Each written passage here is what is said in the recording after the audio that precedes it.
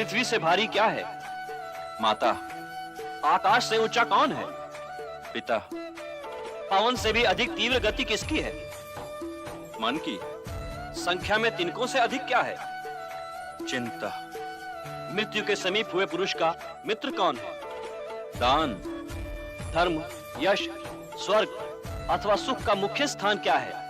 धर्म का मुख्य स्थान दक्षता है और यश का मुख्य स्थान दान। स्वर्ग का मुख्य स्थान सत्य है और सुख का मुख्य स्थान शील। मनुष्य की आत्मा क्या है? पुत्र। जगत को किस वस्तु ने ढक रखा है? अज्ञान ने। आलस्य क्या है? धर्म न करना आलस है। सुखी कौन है? जो ऋणी ना हो।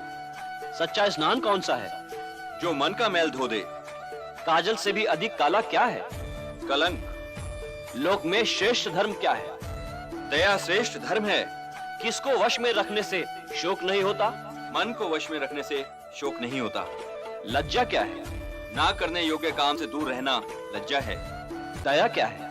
सबके सुख की इच्छा करना दया है। राष्ट्र की मृत्यु का कारण क्या होता है? अराजकता। हे राजन, वास्तव में ब्राह्मणत्व का प्रमाण क्या है? कुल, चरित्र, शिक्षा या शास्त्र ज्ञान? हे यक्ष, कुल, शिक्षा और शास्त्र ज्ञान ब्राह्मणत्व को सिद्ध नहीं करता। ब्राह्मणत्व का प्रमाण तो निस्संदेह चरित्र ही है। अच्छे चरित्र वाला शूद्र उस ब्राह्मण से अच्छा है जो जन्म से तो ब्राह्मण हो और शास्त्रों का ज्ञान रखता हो, परंतु जिसका चरित्र अच्छा ना हो। धर्म क्या तर्क में है? नहीं। तो क्या ऋषियों की विचारधारा में है? नहीं, क्योंकि किसी एक ऋषि की विचारधारा दूसरे से नहीं मिलती। उनमें मतभेद होता है। किसी ऋषि के पास संपूर्ण सत्य नहीं। तो फिर धर्म का संपूर्ण सत्य कहाँ है? व्यक्ति के हृदय की गुफा में। और सबसे बड़ा आश्चर्य क्या है?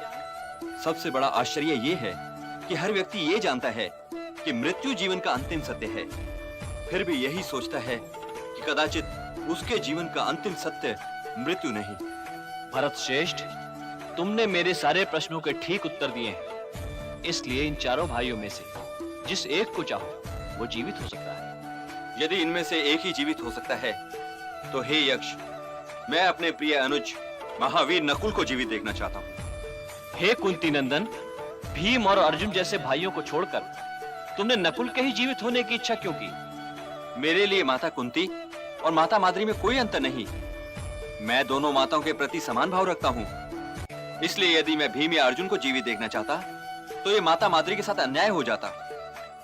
अब माता कुंती के 3 पुत्रों में से तो मैं जीवित हूं ही, इसलिए मैं माता माद्री के भी एक पुत्र को जीवित देखना चाहता हूं कि माता माद्री ये ना सोचे कि मैंने उनके साथ न्याय नहीं किया। इसलिए यदि मेरे भाइयों में से केवल एक ही जीवित हो सकता है तो मैं अपने प्रिय अनुज नकुल को जीवित देखना चाहता हूं। यदि माता कुंती का एक पुत्र जीवित है तो माता माद्री के भी कम से कम एक पुत्र को जीवित रहना चाहिए।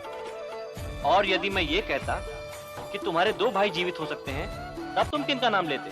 हे यक्ष, तब मैं सहदेव का नाम लेता, क्योंकि वो भीम और अर्जुन दोनों ही से छोटा है। तुम्हारे इस वाक्य ने मुझे अति प्रसन्न किया भरत श्रेष्ठ। तुम भरत वंश का गौरव हो। तुम्हें अपने सारे भाई जीवित मिलेंगे।